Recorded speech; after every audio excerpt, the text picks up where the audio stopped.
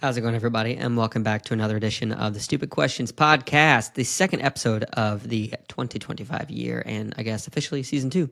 Today on the pod, we're going to be talking with Matt Lieto. If you are any part, shape, or form a part of the triathlon community, you will recognize his name, but he is the host of the Ironman podcast. Forgive me, don't remember the exact name of it. Probably shouldn't look it up, but he is a professional at interviewing people. You have seen him probably in the different Ironman documentaries. He is a professional triathlete former as well, and a coach, and many other things. Just a really all-around stand-up guy. Really appreciate him taking the time to let me dive in with him, and this is a really good episode. I thoroughly enjoyed it, so I hope you will too. So without further ado, I want to introduce you to the man, the myth, the legend, Matt Lieto. And where are you at? I'm in Bend, Oregon. Oh, nice. I don't know why I didn't know that. I think actually I have seen that. You hang out with Eric and Paula sometimes. I feel like I'm the original, man. Yeah, the original Bend guy. How long have you been there? Yeah. 21, 22 years, something like that. Yeah, so you've seen it grow a ton, I guess. Yeah. Become overly inflated and house prices are insane. Yes, I've seen some changes. Yeah. But yeah, it's all good. Still a good spot. Yeah. For sure. No, it's beautiful. Where are you at? I heard a rumor you were thinking about moving to Bend. Yeah, so me and my wife, we came out there last May for a job interview. Technically in Prineville, but we were going to probably live in Redmond or Bend. But anyway, we didn't have a good feeling about it, and then they ended up not offering the job, and she had another opportunity here in Northern California in Redding. So I don't think it's quite as good as Bend in some ways, but in a lot of ways, man. Wait, in Redding? Yeah, have you been?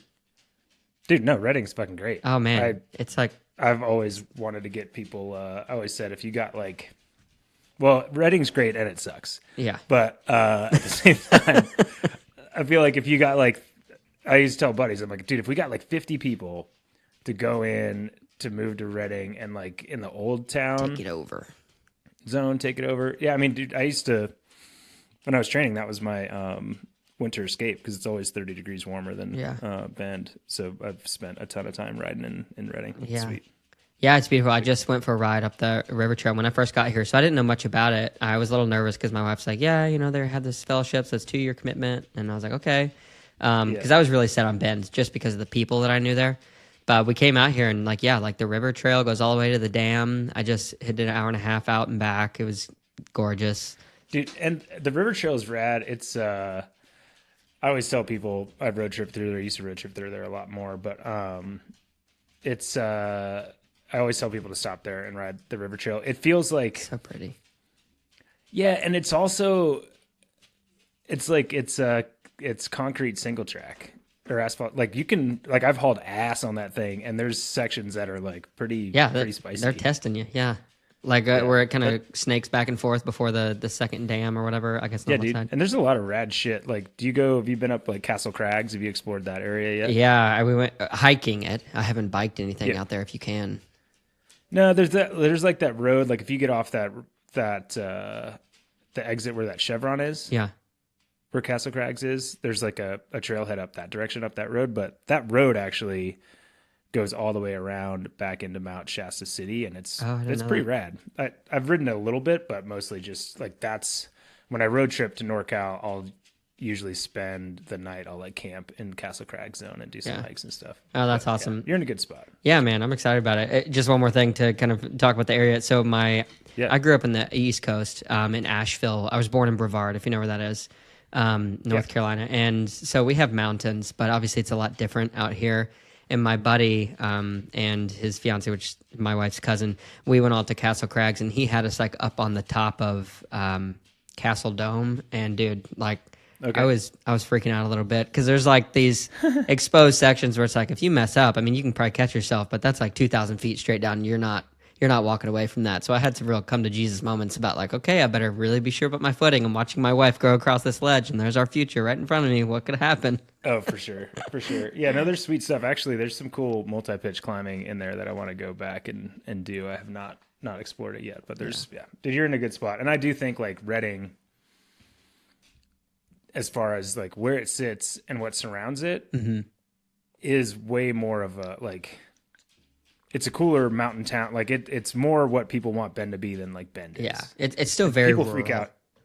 Totally, but people freak out that it's like hot.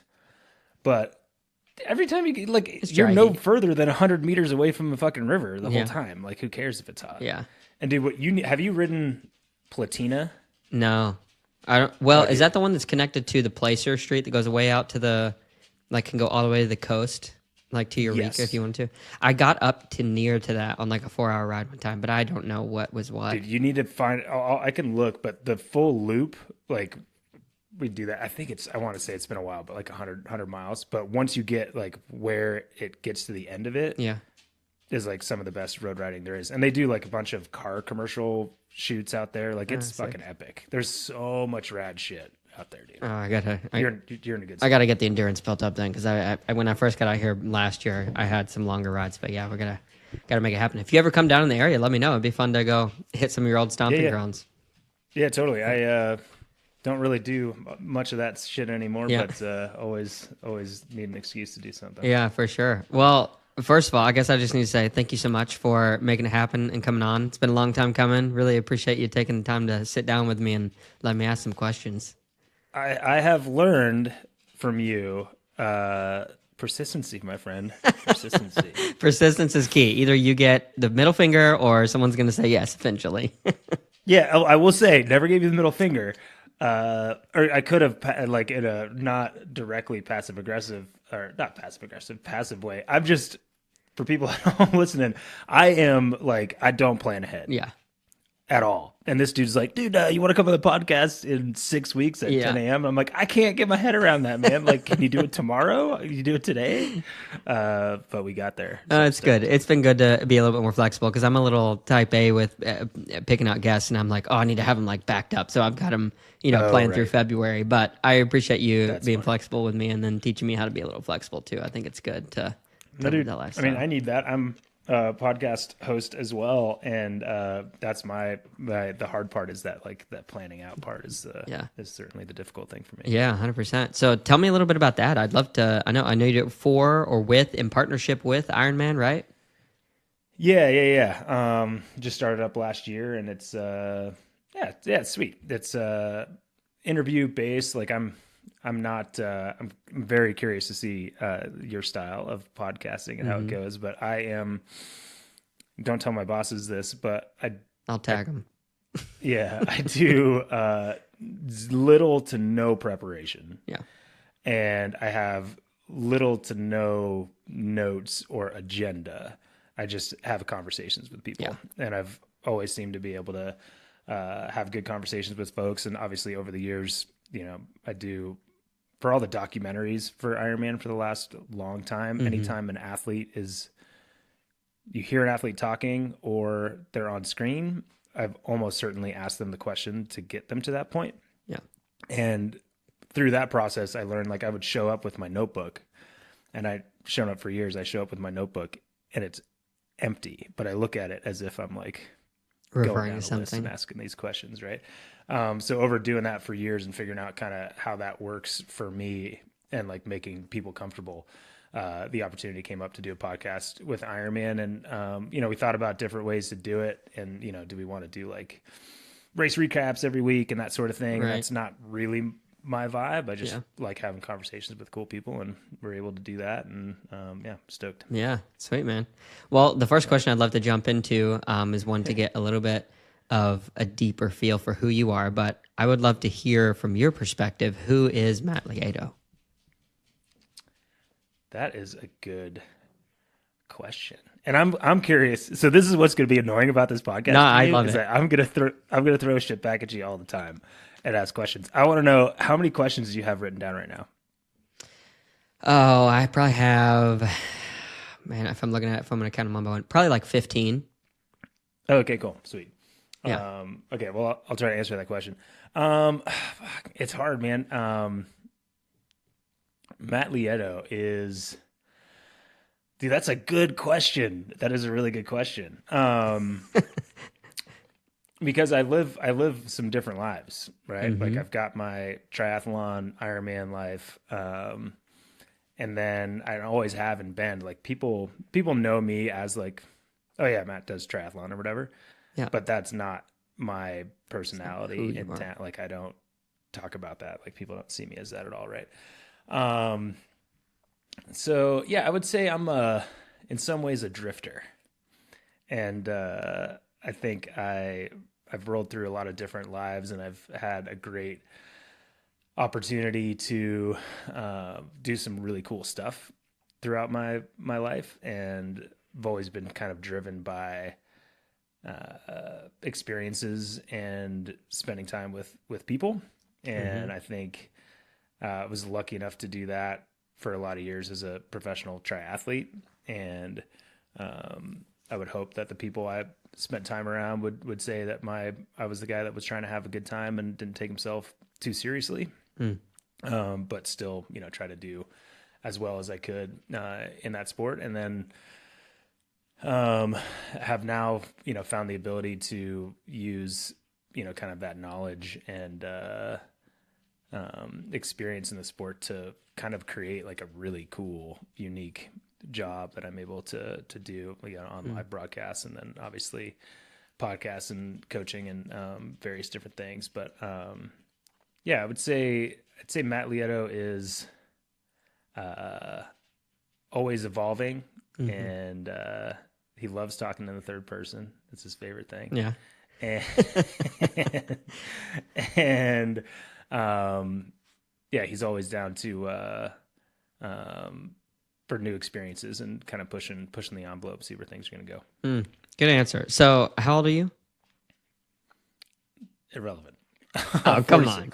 46. Okay, so that's a good age. So the reason I asked that question is because, I've interviewed people across the age spectrum, from those who can talk to those who are very rich in wisdom and experience. And you don't strike me as someone, because sometimes I ask this question and it comes out immediately, like what the person's doing. And the more mature, and I don't say that in a bad way because some people haven't experienced yet, but the more experienced and seasoned a person is, they kind of talk through, well, these are some of the things I've done, but kind of here's a little bit more of how I identify myself. And I know for me, in the past several years, I've learned how to separate what I do or the things that I wrap up my identity in, how to disassociate to a level to where I realize, oh, like a lot of these things that I create, they house pieces of who I am, but they do not by any means define me, as in if they were to fail, then I'm not necessarily the failure. So for you, It sounds like you have figured out how to live life without letting the things that you do absolutely define you, so that you can reinvent yourself in a number of different ways. Is that something that has always been an inherent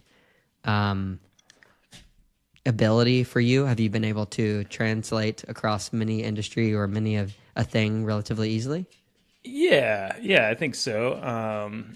It's funny. I tell people that I've lived a lot of lives, and I feel like I've lived this one for a really long time. Like this like triathlon, side of my existence has been one that's been going for a while. But yeah, I feel like I'm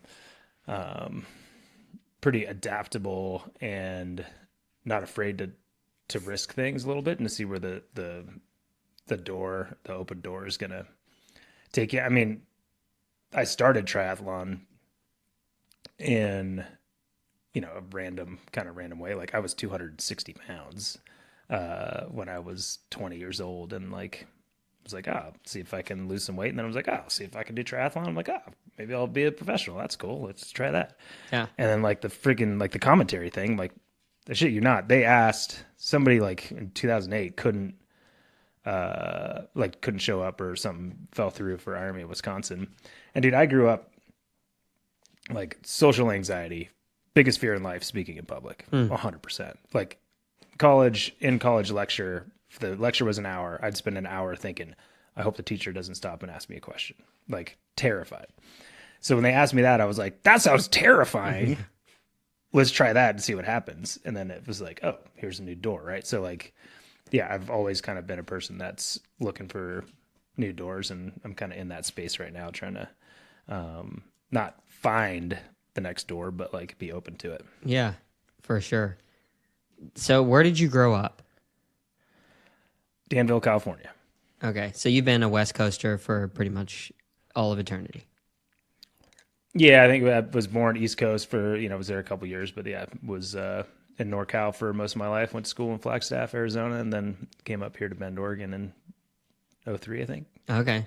So then you have, obviously, I know of a brother. You have your brother, Chris. I got two brothers. Okay, so two brothers. So tell me about them and how they fit into your picture. They're older brothers. Paul is the oldest. I think he's about 9 years older. He always referred to himself as the other Lieto brother when we were doing the triathlon thing, but he was actually the first one to do triathlon. Oh, really? Way back in the day. And then Chris is about 7 years older than me, and obviously one that kind of inspired me to try doing triathlon after weight loss and all that stuff, and spent a career racing, alongside of him, which was pretty cool. And yeah, it's cool having those guys around. Yeah. So I was just trying to get a little bit of context because obviously I'm sure you've told the weight loss story a ton, but I'd like to hear the weight gain side of it. The weight gain story. Nice. These are good. These are not stupid questions yet.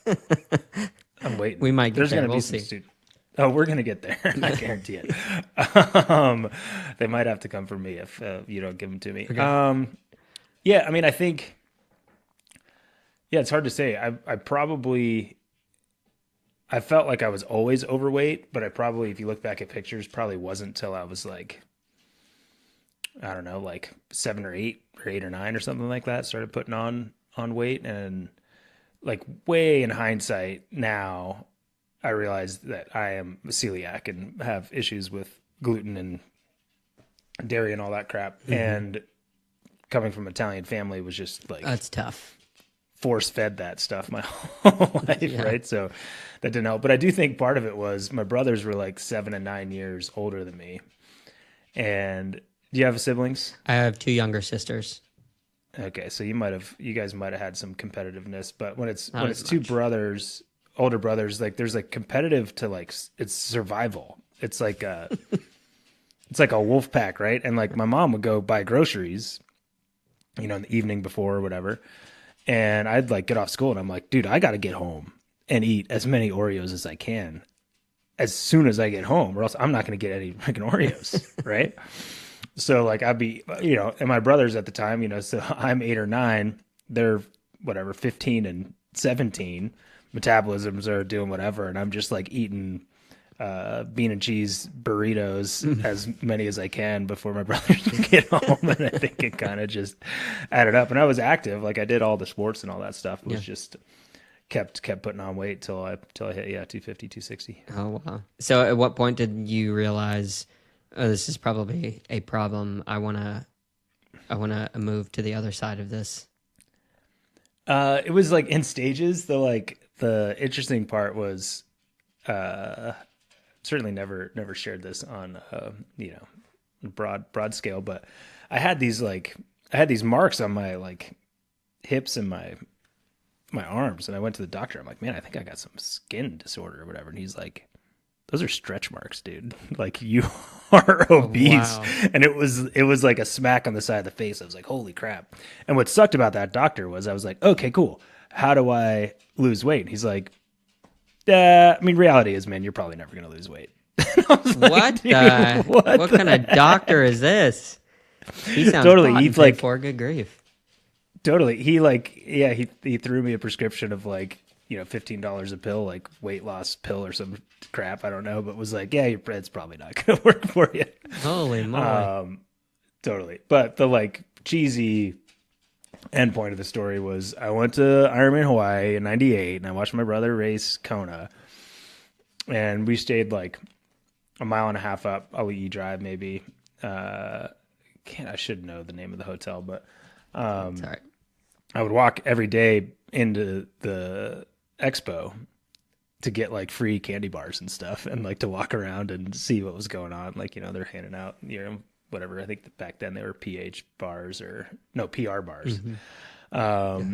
And over that week, and obviously watch my brother race Ironman for the first time. And that was, cool to see him race, but like watching the 75-year-old dudes at midnight, like a half mile away, be all like crouched over, and then as they get closer to the finish line, they're like standing up and like running across the line, like but the like the energy and like the lust for life that I saw in that space where that Kona is, like it certainly was about the race to a certain extent. And I volunteered at the race. I like snuck out on the pier and did all sorts of stuff. I was out there doing a bunch of things. I saw the race and was inspired by that, but it was more the like energy of that week and that experience and like kind of all those people there. And went home, and they had just, I think it was synchronicity or serendipity, whatever word you want to use, but they built a skate park where I lived in Flagstaff, Arizona, where I was going to school. And long story short, some buddies I had been influenced to eat in a certain way that I was eating for like a king for breakfast, a prince for lunch, and popper for dinner. And I decided for whatever reason to like not eat meat for a little bit and not eat anything that came out of a box. Wow. And I fell in love with skateboarding. So I skated like 5 or 6 hours a day, and I lost 85 pounds in 4 months. Wow. Holy cow. Just from skateboarding. Yeah. Yeah. And that was it. And then I did Wildflower.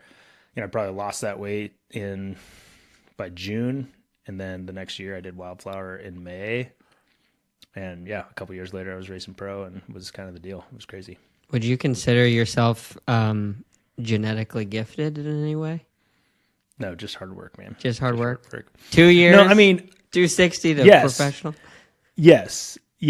But how many people were like, when they look at me and look at my brother and look at me and look at my brother when I was 260, we're like, dude, genetics, you nailed it. Yeah, that's true. Right? That's true. I know, yeah. There's definitely a lot of hard work there. I do not want to put that aside, but that's really, I guess I'm just saying that's really impressive.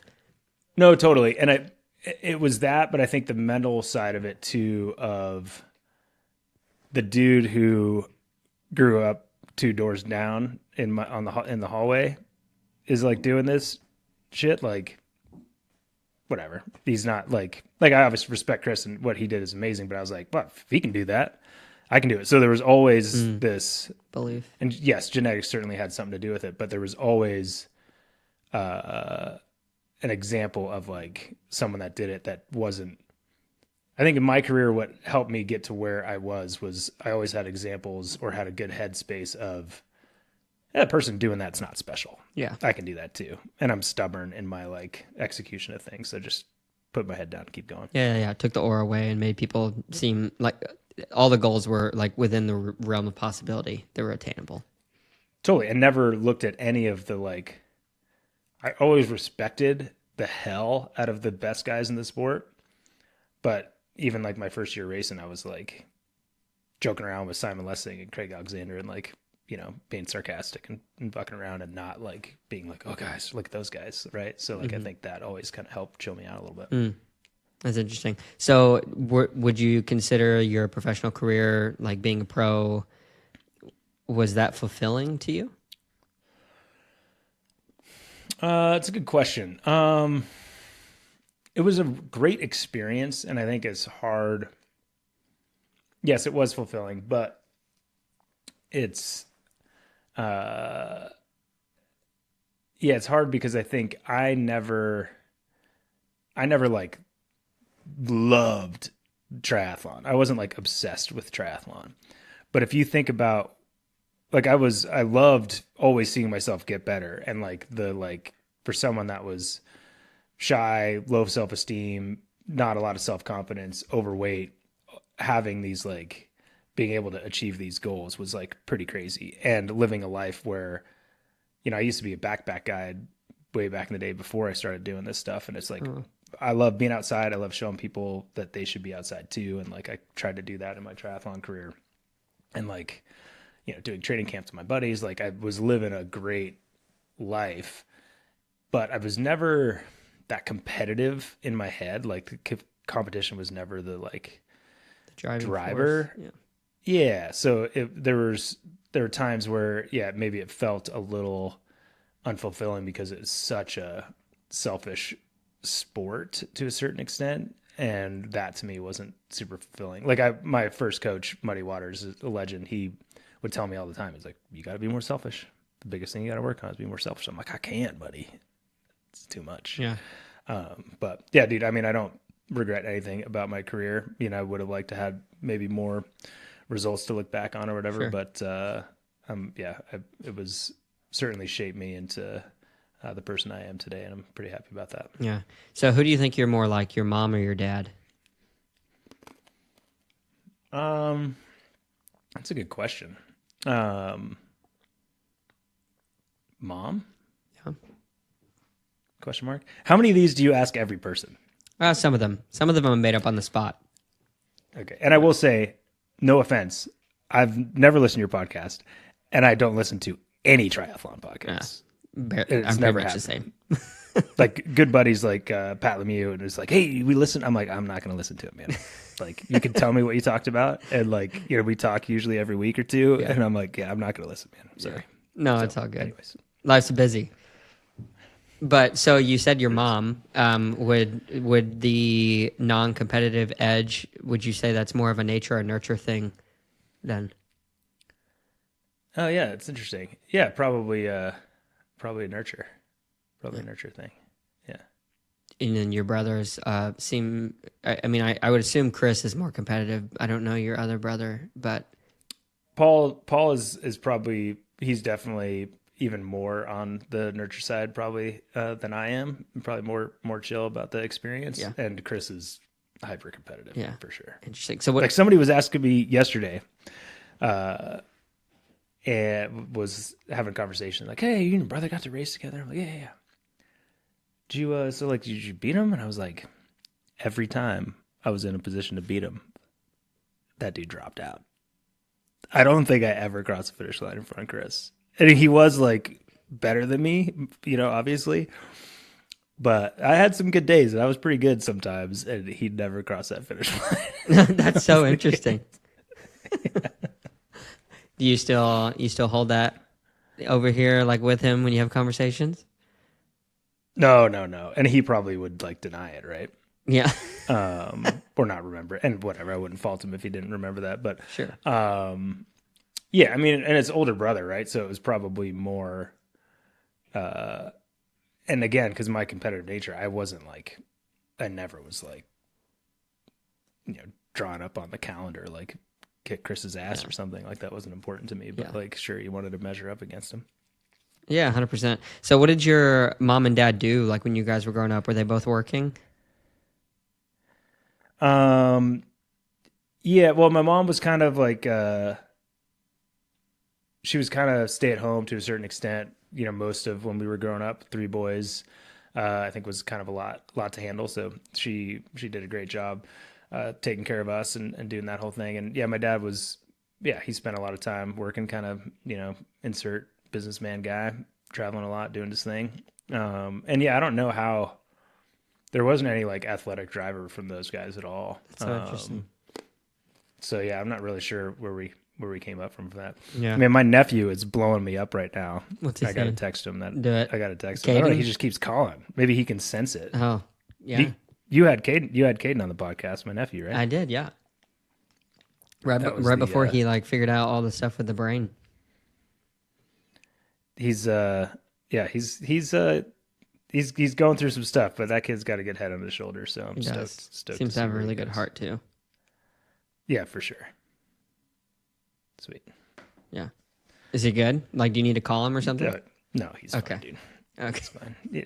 I have an idea what he wants to talk about. It's certainly not worth stopping this. Okay. For sure. Sounds good.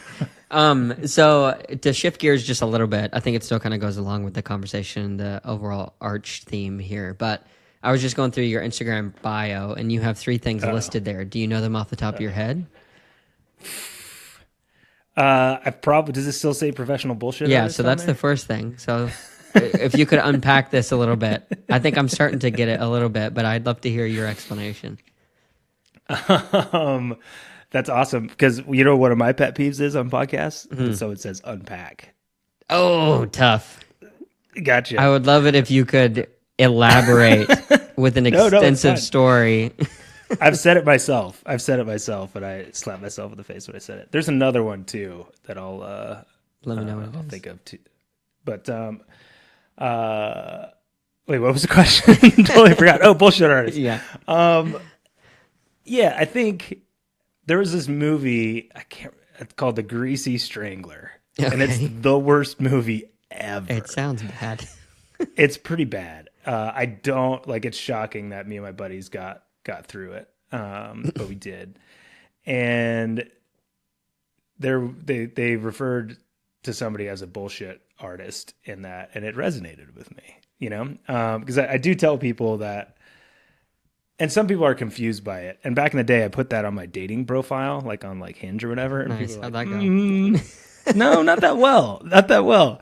It turns out, but like I thought, you know, for me, it's you know, I've always said I was born with one gift. It was a gift of bullshit, and it's not like I'm not bullshitting anybody. I'm not trying to like shine anybody on or convince them of something that isn't real. That's real, or like con them out of anything. But you put me in a situation, and I can usually get my way through it with a good time, and certainly since learning that I'm passable as a commentator, that, and again, I do no preparation whatsoever, and I just like show up and like figure it out, and I think I'm somewhat entertaining and have a good time and give people decent information. So I think that's it's not I call that bullshit, but it may or may not be the correct definition. That's interesting, because I feel like with your personality, it's relatively easy for you to, or I shouldn't say even personality, because you come from a place where you said you were very shy and public speaking was not your thing, more introverted. Yeah. Obviously, I think you have a good skill for connecting with people, but the majority of the people that you have on the podcast, I haven't listened to any of it, and I apologize, but good. Which I probably should have for this, but for the people that you have on there, you know most of these people already, right? Like to an extent. More or less. Yeah. Yeah, not all of them, but yeah, to some extent. But even still, I feel like if you had people on that you have not had a previous conversation with, it would not be, because you don't know me, so it's relatively easy to carry a conversation. Like there's a skill set there. Maybe it's just from commentating, you know how to fill space with meaningful words, or... Yeah, I don't know. Well, meaningful is that's a stretch. With words, probably most of the time. Entertaining words. Yeah, I don't.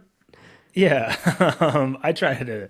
Yeah, less meaning is kind of my shtick. There's other people that can do the meaningful stuff in our team, but yeah, I don't know. I think it's.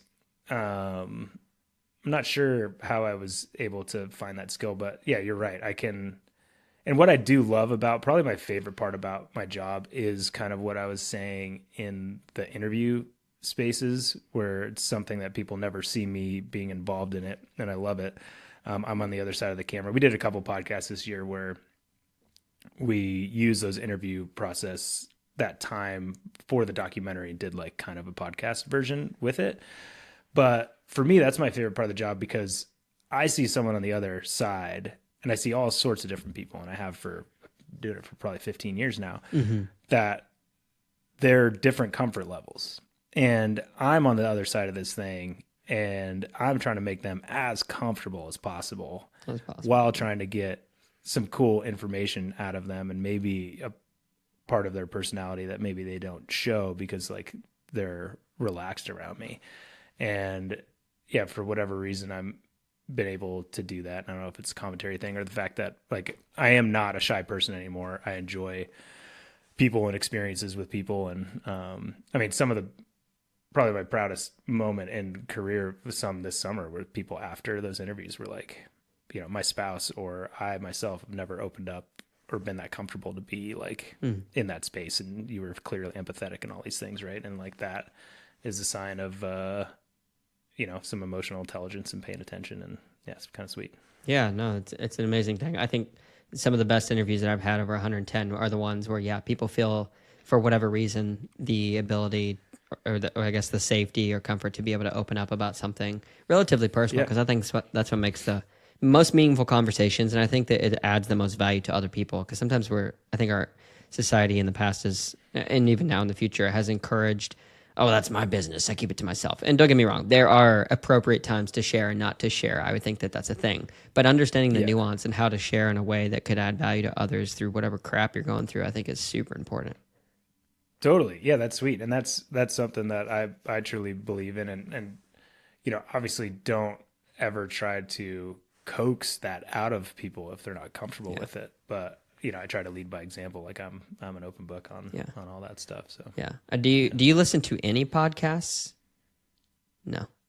Okay, good. So I'll seem like an expert then in this, but which I'm not. But there's a few podcasts that I follow that I really enjoy. Obviously, you've heard of Joe Rogan, Lex Fridman, Modern Wisdom, or some of these other ones. But they talk all of them in just kind of offhandedly in different episodes scattered throughout time. This concept of like when you're podcasting or having a conversation, it's like a delicate dance.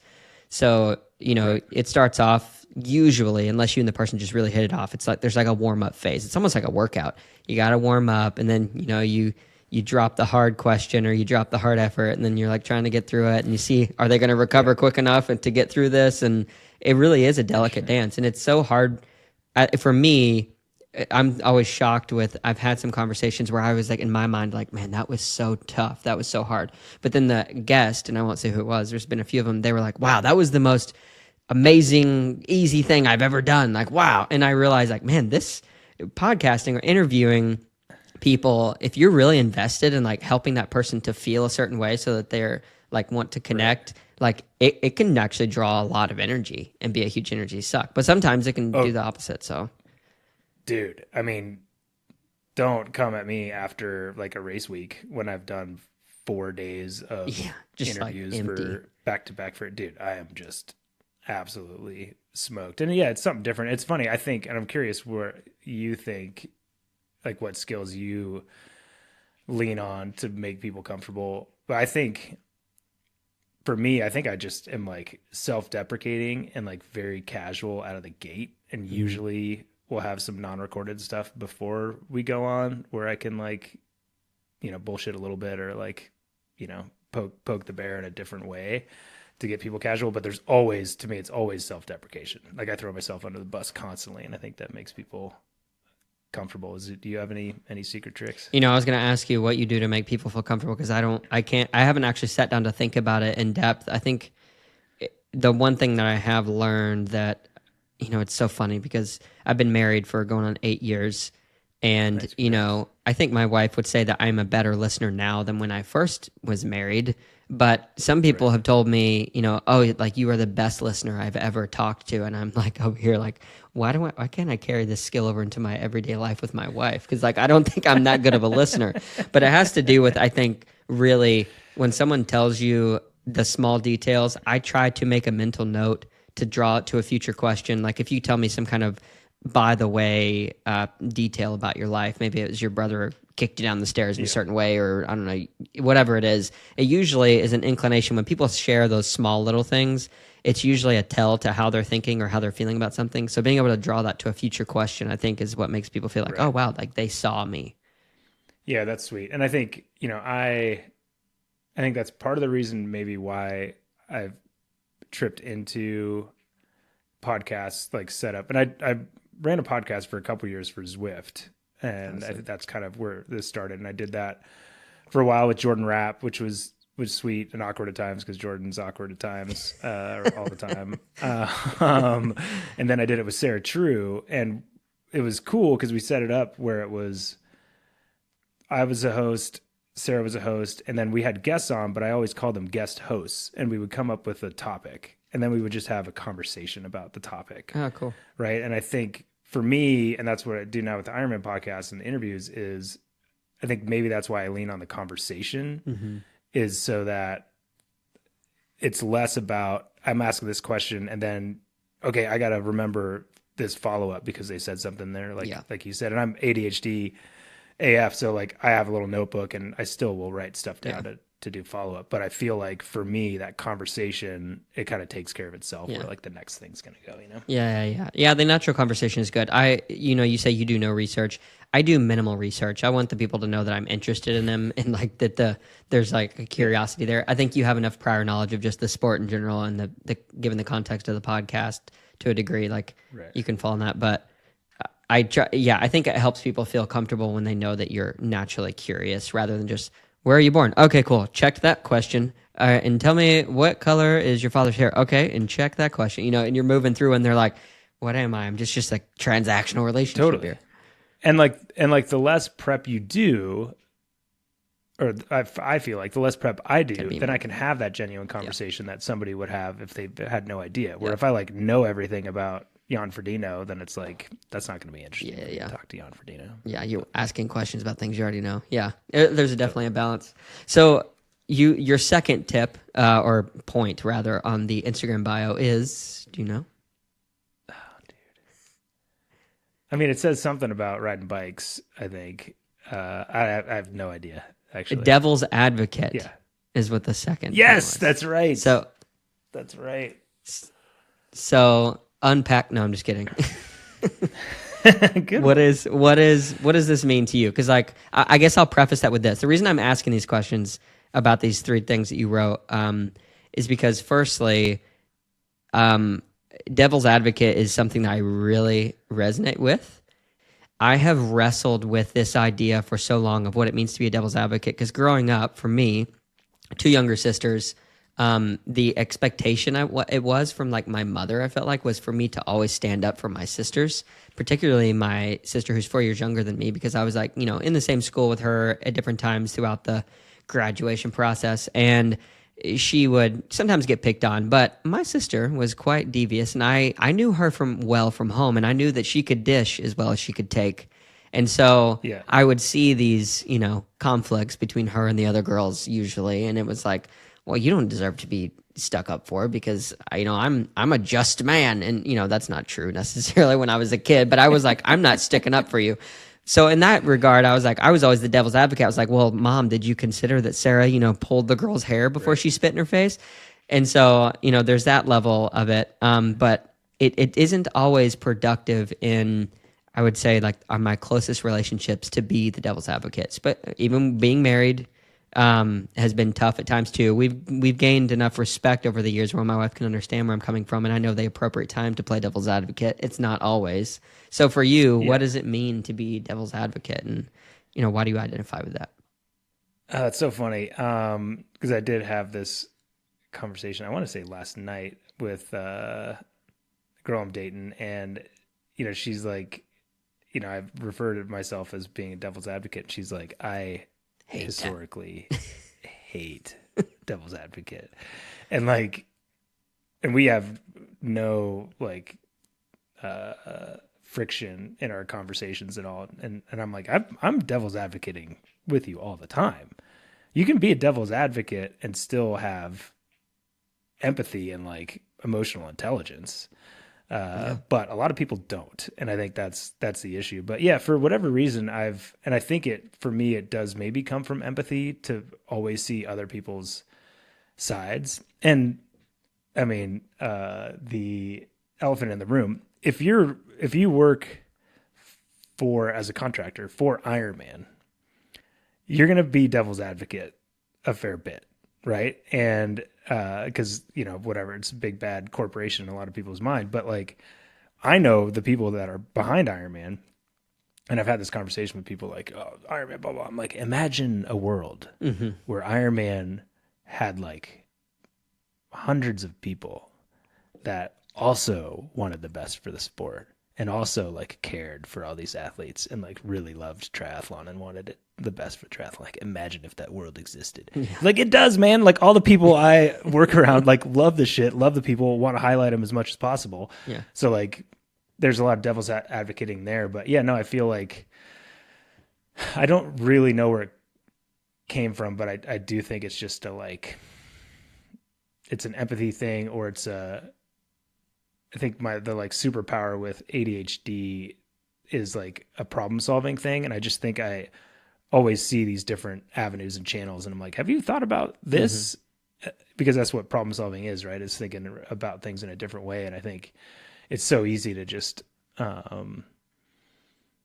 jump on the side that feels just or is winning or whatever it is. And I mean, there's a lot of and it's surprising I don't get in more straight up arguments because of the devil's advocate thing, but I'm always the one who's going to throw a counterpoint in there. Yeah. Sure. No, I feel like it's super important. And it's interesting you're talking about the Ironman stuff because, I haven't really got to know anybody from the inside. So you're probably one of my first real, like, deeper interactions, understanding what's going on behind the curtain.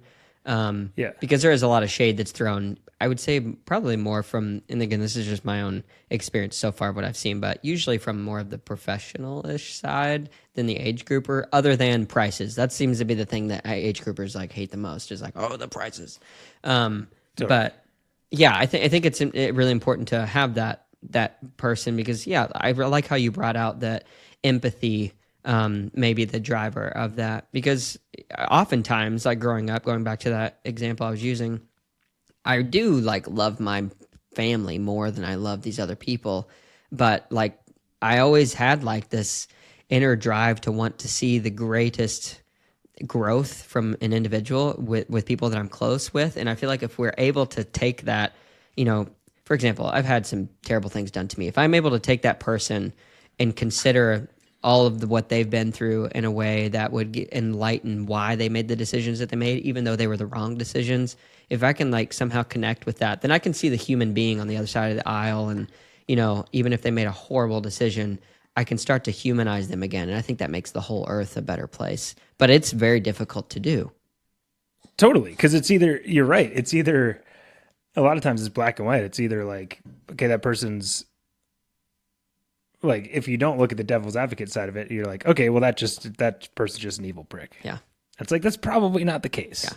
Right? Yeah. And, I might have thought maybe more that way in my youth, but certainly realized we're all fallible and, have different reasons for our actions. Yeah. But are you religious? Are you spiritual?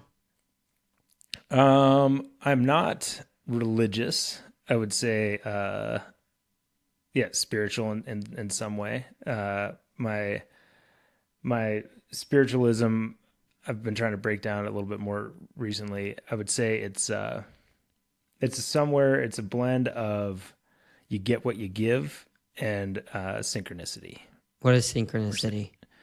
Synchronicity or serendipity. Like the more open, excuse me, the more open you are in your life and what you give and your openness to things around you, the more that opportunity and positive experiences kind of come your way. Like, I think people find times when they're in a good patch and like everything's going well, and it's like, that stuff's not just coming to you. It's coming to you because you're open, you're taking chances, and you're being empathetic to people, or you're doing these things, right? And I think the world brings you good things in that state. So, man, there's so many questions I could follow up with this one. This one's going to stump me a little bit. But with your, like, I guess the journey that you're talking about right now, and, it sounds like you have recently started to put a little bit more emphasis and thought and intentionality on this part of your life. Was that out of a desire because you realize, like, I need something in this area, or I want to figure out something in this area, or? On the spiritual side of things, kind of? Yeah. I mean, I think to an extent, I was raised religious and, had those beliefs when I was younger. And then, kind of found some different things out for myself in my own time. And I've always kind of been a spiritual feeling person to a certain extent. And then, kind of what caused me to be a little bit more renewed in that was for, what year was it? 2019 or 2019 stuff just started going haywire for me. Like a bunch of crazy injuries and accidents and life stuff. Like, dude, in 4 years, I broke 14 bones and had a hip replacement and had this leg thing that almost kind of died in my sleep, like a bunch of crazy stuff, and was walking around and all that with COVID happening kind of when I broke my hip, got a hip replacement. And I was in a state of kind of fight or flight and like a nervous system, like very heightened state for a long time and was not kind of myself and was searching for, thought maybe I had anxiety or depression or like all these different things. And in the end, it was just kind of my nervous system was just haywire from these experiences. I mean, I would walk outside and literally I'd kind of tense up, think the sky was going to fall. Like so much crazy shit was happening to me that I was like, I don't know what's going to happen next. And I was just living in this kind of state of fear. And, I thought it was, like I said, anxiety or something, and then realizing it was just kind of hardwired nervous system stuff. And the way for me to kind of find my way out of that was, breath work, since then meditation. And once I kind of got that overarching feeling of like anxiety and, that fight or flight state, that kind of manic state out of the system, I was able to kind of connect with the self that I had before. And, much more, calmness when it comes to kind of daily life. And meditation most mornings is, been a big part of kind of the improvement in that state for me. And it's been kind of sweet. Yeah. So what, or if you don't mind me asking, like, meditation, there's a lot of things that you could meditate on or meditate for. What do you meditate on? It's a good question. I mean, and I started meditating probably in I did for sure in June this year. I was down in Cairns.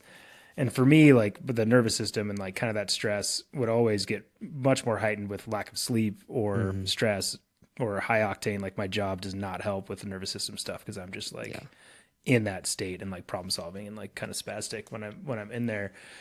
And I think got kind of close, honestly, to like nervous breakdown to a certain extent. And then was doing some breath work, realized that. And that's what's crazy about all this stuff is that, and meditation's maybe a little bit different, but like breath work, and actually recorded first podcast of a new podcast series last night with a friend about nervous system stuff. But it is a hardwired thing. It's not like a positive thinking. It's like breath work does reset your nervous system if you're stressed out. And it's not like I want to like mantra myself into like feeling better. It's like, no, do this thing and your system chills out. The vagus nerve chills out and your like response is a lot more chill. And once I realized that, I was like, man, I need more of this because I could kind of see that like softening of that anxiety.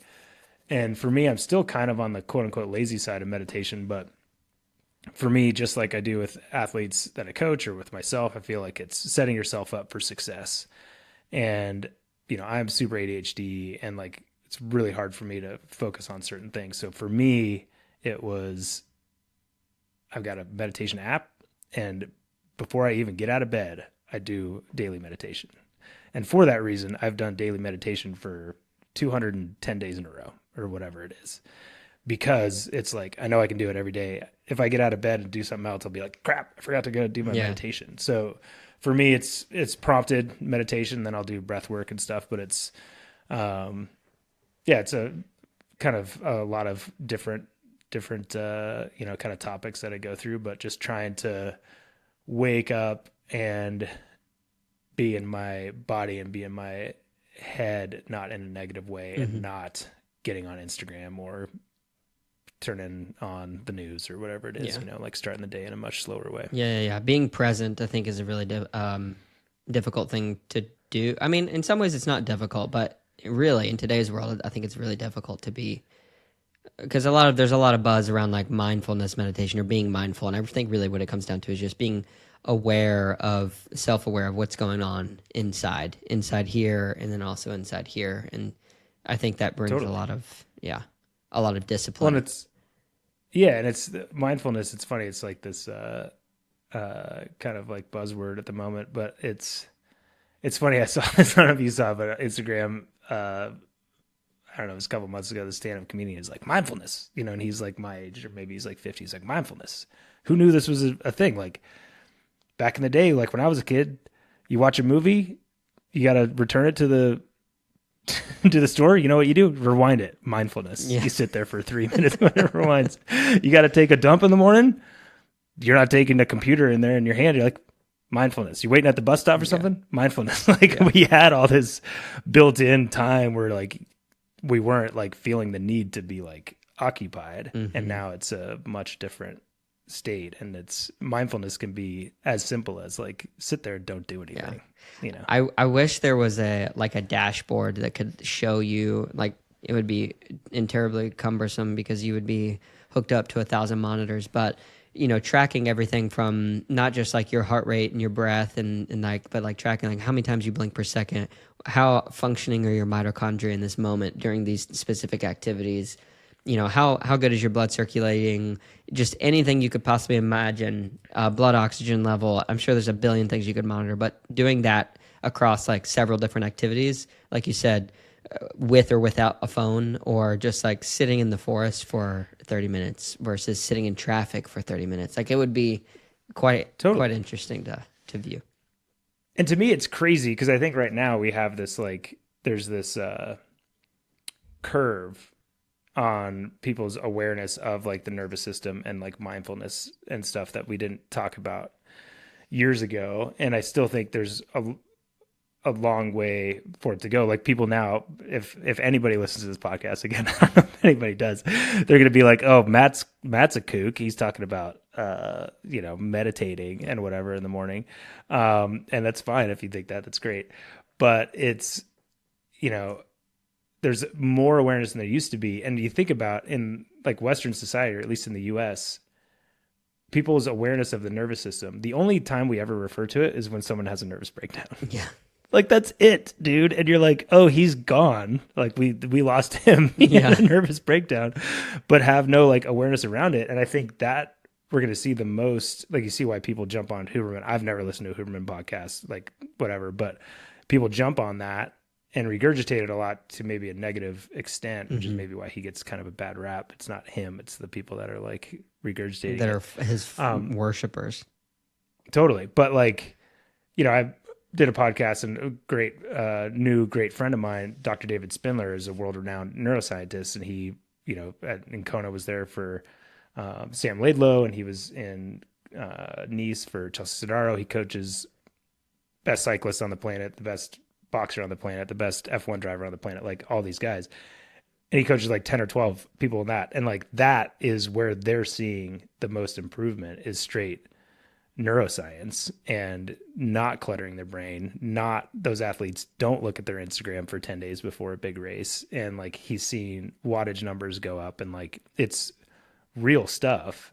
And people still misclassify it as like mindset coaching or positive thinking. And it's like, no, we're just talking about like, the nervous system. It's like not eating chocolate chip cookies every day before, or 10 days before a race, or like not opening Instagram for 10 days before a race. Exactly. Yeah. 100%. And it's, there's still a like, preconceived notion about it for some extent, but like, I guarantee you the biggest moves are going to be made in the next 5 years in that, and the high level athletes. Like, Spindler is on his phone constantly being like saying no to triathletes that are trying to get him to help him out. Like, people are clamoring to kind of figure out what the next step is kind of on the neuroscience side of things. Interesting. It will be interesting to see how that grows over the future.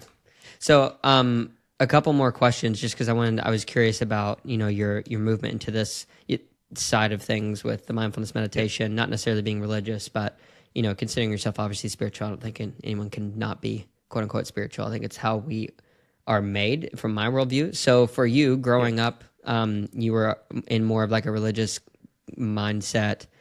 Did you actively choose to like kind of step away from that and leave behind that worldview perspective? Some people call it deconstruction nowadays. Like, were you in that?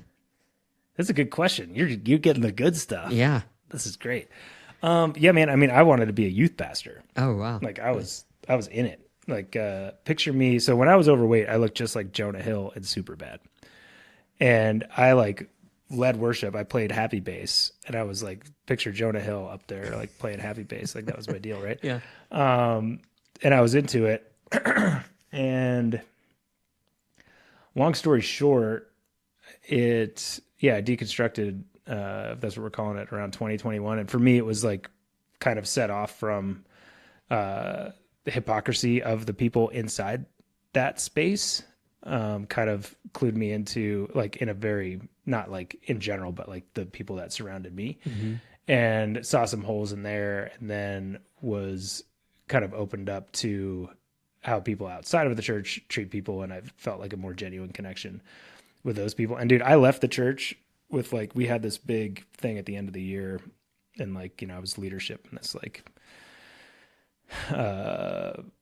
group at college, and there's like 200 people. We'd have this huge lecture hall filled, and we'd have this end of the year thing. And I went up in a hooded sweatshirt and put the hooded sweatshirt up like this, and I had the mic, and I, like, called out everybody for, like, devil's advocate, like being like, Bible says this, you're full of shit. Bible says this, you're full of shit, and did the thing and dropped the mic, and that's how I left the church. And and I never went back. And again, it was like I'm not going to judge everybody that's involved in organized religion in that same manner, but like those people in that experience. But yeah, so that always, I think, kept a little bit of spirituality in me, but realized in that space, there wasn't as much room for self-dependence and self-esteem, or like me, like, pulling myself up from the bootstraps and getting my shit done. It was like leaning on other people, or leaning on, and you still always want to lean on people. But yeah, for me, I think, and that was a kind of a catapult into my weight loss, and then triathlon and that whole thing. And it kind of just went on its own.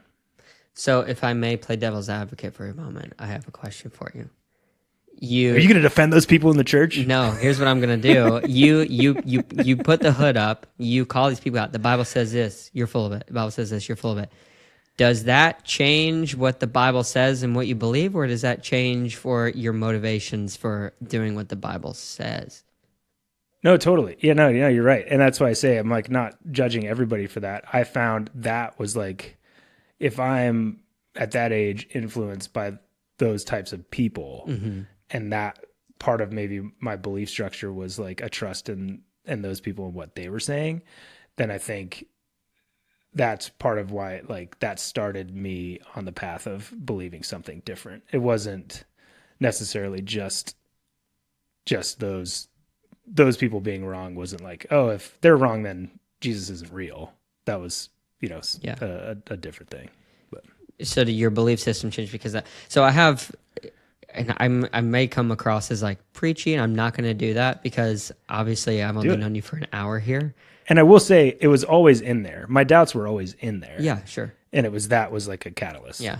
But yeah, no, 100%. So you grew up with these people who are like kind of instituting the belief system, and you see how they operate, and you do this, that, and the other. So I have this quote that I really like that says, "Let others be your witness for right and wrong, but never the standard of them," for the reason you're talking about. Because I've seen a lot of my friends. I did grow up in a Christian environment, and a lot of my friends who have since left the church, and it's usually for the reasons that you're telling, a very similar-ish experience, not to the same examples, but you get what I mean, kind of the hypocrisy and that kind of stuff. So my question is it possible that the beliefs that were actually written were always true, but the people who were acting them untruthfully or unethically, like the Bible never changed, but the people did? So I guess my question is, do you think that you could be wrong? I just dropped my pen by accident. That's fine. No, you were like, you dropped the mic. That was you, like, yeah. No, I mean, I think we'll find out. The lights will go off or they won't. We'll find. Yeah. We'll find out at some point. But yeah, I mean, I think that's a good question. But no, it certainly doesn't change. Like, and that's the thing. I think for me in that journey, it wasn't that moment that I was like, this is real or this isn't. It was a lot of stuff before that. And like, if I had doubts or like struggles in my walk or whatever it was, those were the people that were convincing me that like I needed to, like, guilting me into trying harder or whatever, when it's like, I realized that my doubts were just like, no, I just don't believe this. Yeah. Right. Like, I just don't think that that's the thing. And I think that was a good moment for me, because I'll still get on a pulpit and put my hoodie up and point fingers at people if they're wronging others or if they're full of shit or if they're not, following where they're at. But, yeah, I mean, it's, there's parts of me that are envious about people that, have that belief. But I don't, regret it. And I still I went to like a Unitarian church a couple weeks ago to be like, hey, let's check it out. Let's see, see if that's changed. And it's, I still have similar, maybe trauma from that when I was growing up, but, I'm happy with my worldview at the moment. Yeah. Well, thanks for sharing that. I think it's really interesting to always hear people's journeys. Like I just had my, my wife's cousin and her now husband over for a couple of days a few weeks ago. It's been like 2 months ago now, actually.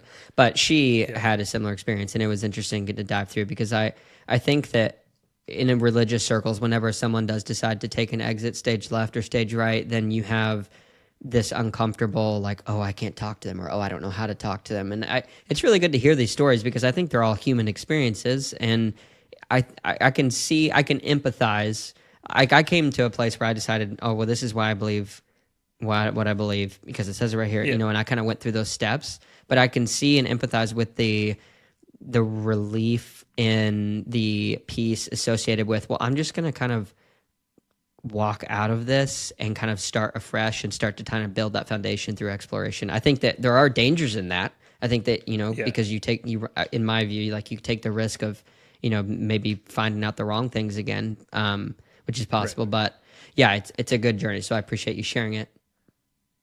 Yeah, no, I mean, I think it's, and I don't regret it because I think part of the reason I have empathy or treat people the way I do is because of my upbringing and all that. But it was certainly an interesting journey. And I will say none of those people ever reached out to me afterwards. So there was some confirmation that I was dead to that scene once I left. Oh man, I'm sorry. Yeah, no, it's great. I mean, you're doing great now, yes. But I mean, it's still painful to think about that nobody reached out. Because if a lot of my friends, who I would consider friends, if I decided to exit just from their lives, I would hope that they would reach out after a period because it could be painful.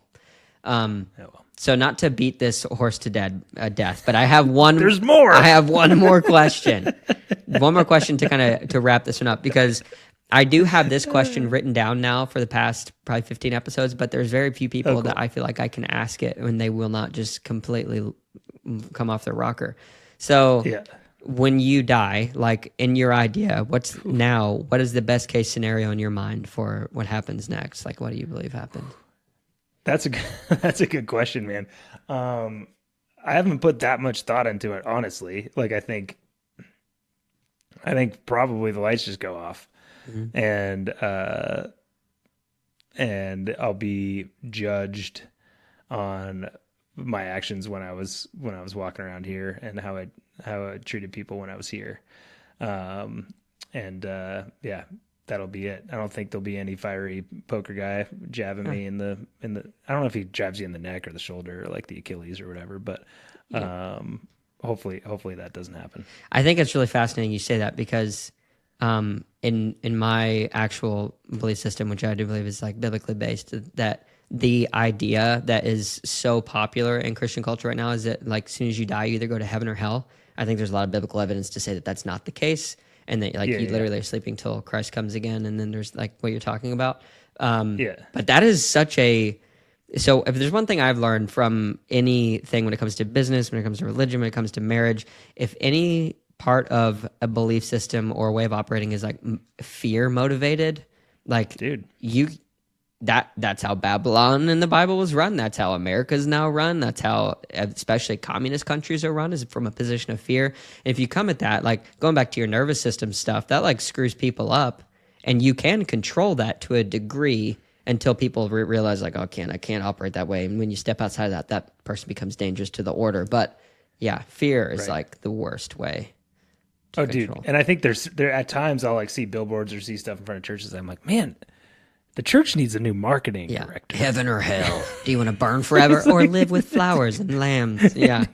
That's bringing me in the front door? I don't think so. Yeah, it's crazy. It's old mind thinking. I mean, it's just different, I guess. It's so fascinating to me to review history of what's actual attainable history. Like I can read Marcus Aurelius and I can read, that couple thousand years back, but to really understand the culture of that time, like you'd have to know some of these people that weren't removed by, 50 generations. But it's always fascinating to me to look even 2 generations back and to see 2 things.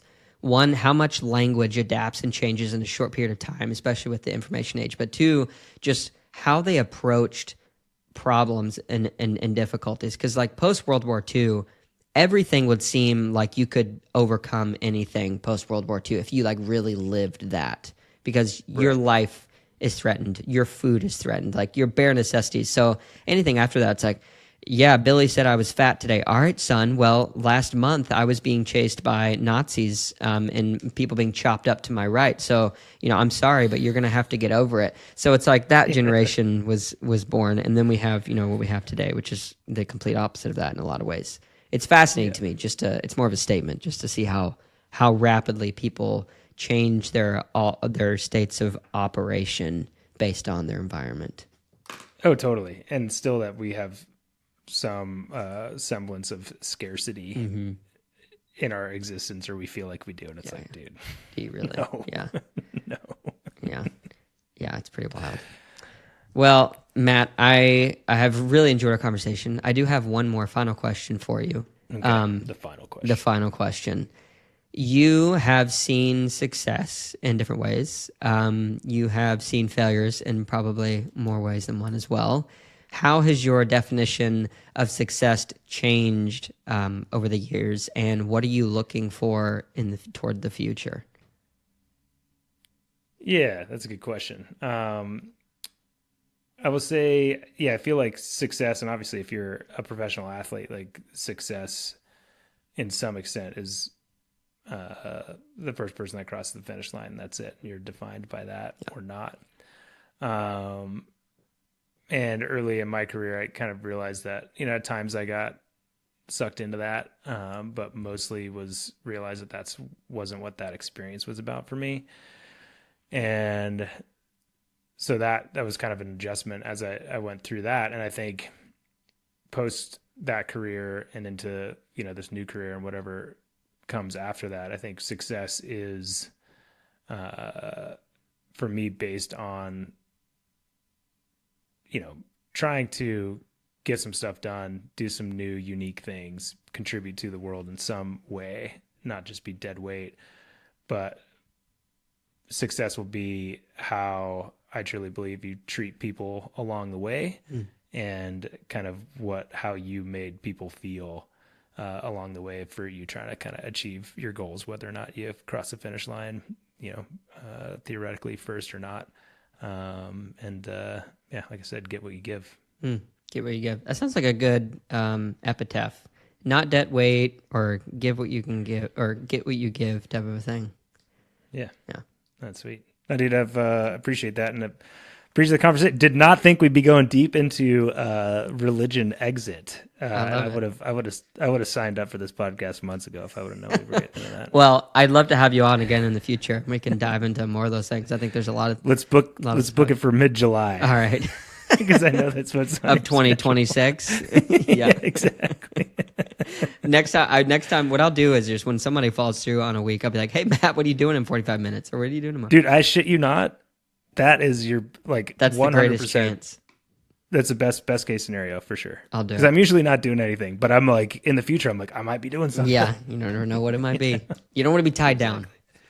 No, I don't. I appreciate it. Well, thanks, Matt. I really appreciate it, dude. Yeah, thanks so much, dude. Thank you so much to Matt for coming on the podcast and letting me dive into deep waters with him on the things that he's had going on in his life. I always appreciate hearing people's like true journey and story on what they're doing and why they're doing it. And Matt is obviously a good guy. I really do think that through his actions and obviously through their conversation. I think you can tell a lot about a person in an hour and a half conversation, especially with some of the questions I asked. So thank you, Matt, for coming on and allowing me to have that special time with you.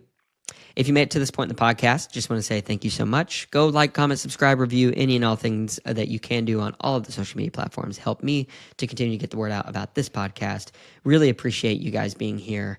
If you want to sign up for the newsletter, you can do that at the stupidquestions.show website. There is a link at the top that allows you to do that. And yeah, that is it. Thank you guys so much. Episode 111 in the books. We'll talk to you soon. See ya.